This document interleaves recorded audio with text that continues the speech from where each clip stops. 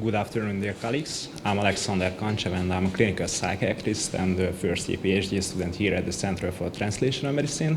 The title of my PhD topic is the association between metabolic syndrome and cognitive dysfunctions in schizophrenia. I work in the Jós András University Teaching Hospital in Nyíregyháza. My vision is that I hope in the future schizophrenia will be a manageable condition and will be compatible with a fulfilling life. To achieve my vision, my mission is that I would like to fully elucidate the relationship between metabolism and cognitive dysfunctions in schizophrenia. Related to my PhD topic, we are currently working on two separate projects. In our first project, we are investigating the effect of impaired glucose homeostasis on cognitive functions in schizophrenia. In our second project, we are investigating the association between cognition, visual dysfunctions, and metabolic syndrome in patients with schizophrenia. So firstly, I would like to introduce you our first project, the effect of impaired glucose homeostasis on cognitive functions in schizophrenia. Some sentences about the background. Schizophrenia is a very severe chronic lifelong psychiatric disorder. The prevalence is around 1%. That means millions affected worldwide. The prognosis of the disease is very bad. These patients have 20 years shorter lifespan, 25% have a suicide attempt during their life, and they live with impaired functionality and productivity, mainly due to the cognitive dysfunctions. To make the prognosis even worse, these patients are more likely to develop comorbid metabolic diseases and conditions such as insulin resistance or type 2 diabetes. For example, the prevalence of insulin resistance in schizophrenia is 2 or 3 times higher than in the general population. And it is really important because diabetes linked to worse cognitive impairment in schizophrenia, but this has yet not been shown for the beginning stages of the diabetic spectrum, for example, for prediabetes or insulin resistance. So our aim is to investigate whether the early stages of the diabetic spectrum have an effect on cognitive impairment in schizophrenia. From the background comes our clinical question: is impaired glucose homeostasis a risk factor of more severe cognitive impairment in patients with schizophrenia? For answering the question, we use the PICO framework. The population will be patients with schizophrenia, the exposure will be the impaired glucose homeostasis, the comparison will be the physiological glucose homeostasis, and the outcome will be the cognitive test scores measured by any validated cognitive batteries or test. Our hypothesis is that impaired glucose homeostasis worsens cognitive functions in patients with schizophrenia. If our hypothesis is true, it will have many clinical and research implications. First, in the everyday practice, we have to measure all of the glucose metabolism or homeostasis parameters, for example, fasting glucose, fasting insulin levels, hemoglobin A1C. We have to calculate the homoiron index, and if we find any disturbances or abnormalities, we have to treat these conditions as soon as possible with every therapeutic option that we have. For example, change the diet of the patients, enhance the physical activity of the patients, and if it's needed, we have to use antidiabetic drugs as an adjuvant therapy. We conducted our systematic search in 5 main databases with the following search key. Here you can see the progress of our first project. We completed the data extraction right now in the risk of bias assessment stage. On this slide, you can see the flowchart of selection. We started with more than 10,000 articles, and after the duplication removal and title and abstract selection, we ended up with 33 eligible full texts.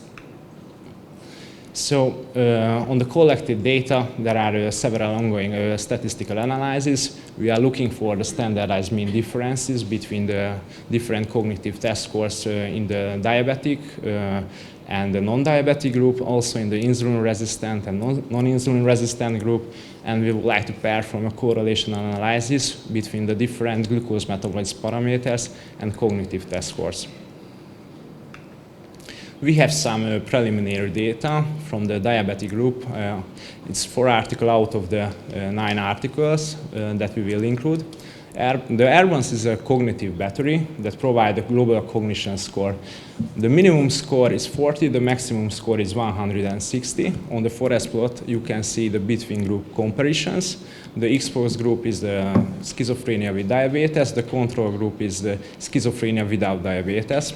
As you can see, to the left side from the no effect line, there are 3 articles where the cognitive scores were higher in the control group. And on the right side, from the no effect line, you can see where the diabetic group had higher cognitive scores. So right now it's not a statistically significant result. Our meta-analysis will have many strengths and limitations. First of all, in this topic, in schizophrenia research, this is a quite large sample size. We have a great number of included studies, and this will be the first meta-analysis that investigate the correlation between the different glucose homeostasis parameters and cognition.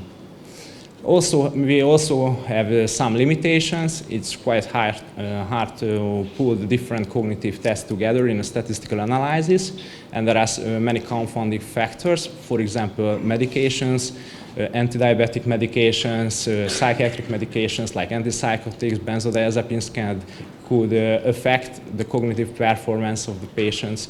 The compliance to the cognitive examination and, for example, anxiety during the cognitive examination, and the illness severity also could affect the results. For example, the duration of diabetes, the duration of untreated diabetes, the duration of untreated psychosis. So there are many limitations. And another limitation is that our meta-analysis will be based on observational studies. In our second project, we are investigating the effects of metabolic syndrome and its components on cognitive functions in schizophrenia. Some sentences about the background. As I mentioned before, cognitive impairment is a hallmark of schizophrenia that is significantly correlated with the functional outcomes. And schizophrenia appears to be associated to with metabolic syndrome diathesis that is exacerbated by the antipsychotic therapy. And moreover, metabolic syndrome is constituted medical criteria risk factors for clinically significant cognitive impairment. As I mentioned before, in a Hungarian sample, for example, we can measure the cognitive functions of these patients with the Airban's cognitive battery. These cognitive batteries consist of 12 subtests that provide 5 individual domain scores for attention, short and long-term memory, for language and visual spatial skills. So we would like to investigate the effect of metabolic syndrome and its components on cognitive functions in patients with schizophrenia. So our clinical question is metabolic syndrome and its components a risk factor for more severe cognitive impairment in patients with schizophrenia? The population will be patients with schizophrenia, the exposure will be the components of metabolic syndrome, and the outcome will be the cognitive functions, in this case the R1 scores. Our hypothesis is that metabolic syndrome and its components worsen cognitive functions in patients with schizophrenia. Like in the first project, if our hypothesis is true, it will have many clinical and research implications because we would like to prevent the more severe cognitive impairment in patients with schizophrenia. We have to measure all of the metabolism parameters of these patients, and if we find any disturbances or abnormalities, like in the first project, we have to treat them as soon as possible. So on this slide, you can see our research plans. Really in a preliminary phase, we would like to analyze a data set of 200 patients with schizophrenia. The cognitive functions of every patient were assessed with R1s. We would like to screen the medical records for the metabolic parameters, for example, fasting, glucose levels, hemoglobin A1C, triglyceride levels, cholesterol, and we would like to investigate the association between the metabolic parameters and cognitive functions. And I would like to finish my presentation with one of my favorite quotes from Albert Szent-Györgyi. The key to happiness is not to get more, but to enjoy what we have and to fill the empty frame of our lives instead of enlarging it. Thank you for your attention.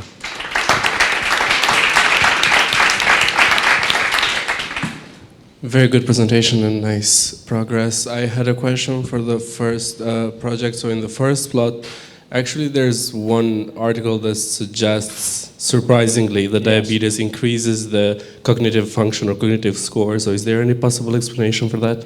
Yeah, it's very interesting because even the authors were surprised by the result. But then can be many confounding factors. For example, the benzodiazepine medication, the antipsychotic medication, the anti-diabetic medication, and in this article there are no explanation of this result. So we don't know. Thank you.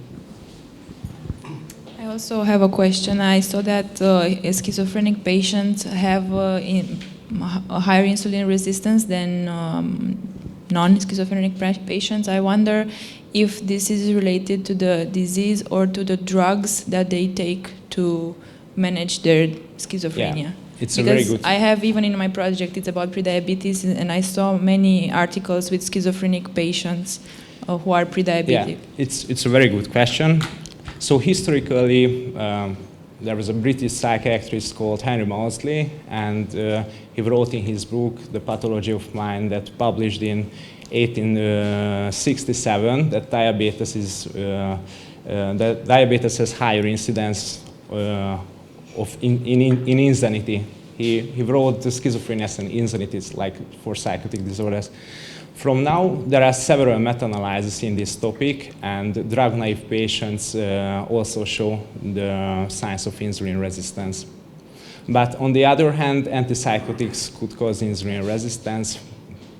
Yeah, also. So, yeah. Thank you very much for this presentation. I have also a question for you. How did you define cognitive impairment? As you also presented, there were many ways to detect cognition, and there are also several domains inside cognitive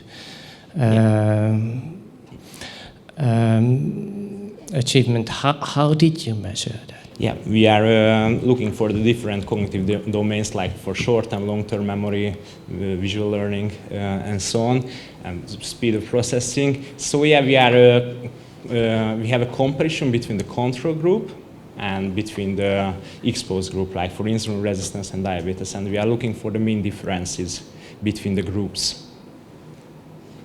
Yeah, and for example, we know that in the cognitive tests have a mean score. For example, the Airbus has a 100 mean score, and above that, you are healthy, yes. Congratulations for your interesting presentation. I would ask that how could insulin resistance potentially affect cognition? Yeah, it's a really good question. So, from the basics, insulin receptors are widely expressed in the brain in almost every region, and insulin could cross the blood-brain barrier. And the insulin receptor is the part of the tyrosine kinase receptor family, so that means the insulin binds to its receptor, it's going to conformational changes and modulating so many intracellular signaling pathways that modulating so many processes like synaptic plasticity, apoptosis, neuronal survival, dendritic outgrowth, and even neurotransmission. And these processes are really important in the normal cognitive functioning. Thank you. What was the definition of the metabolic syndrome? So were all these patients with diabetes mellitus, or an older definition of the metabolic syndrome, which included hyperuricemia, the dyslipidemia, and so on, or diabetes mellitus? Yeah, it's really in the second, regarding the second project, it's really in a preliminary phase. So I see. And do you have any pieces of data on the medication of the diabetes? So were they on insulin treatment, oral anti-diabetic treatment? Yeah, it's really important. Yeah, we have the data. It's important what kind of medication the patients take for.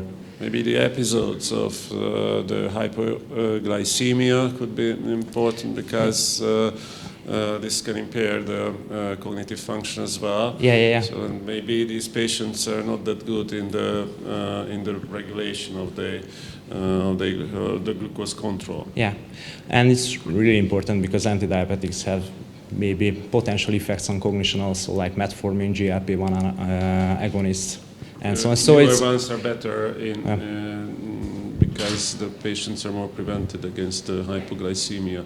The older agents were worse in that, and the sulfonylureas, because they could provoke. So were these data on older drugs, or these data contain newer drugs? Yeah, we have all kind of antidiabetics in this group, so we have to analyze the data that we have. I would like to see in another presentation these pieces of data. Okay, thank you. Thank you.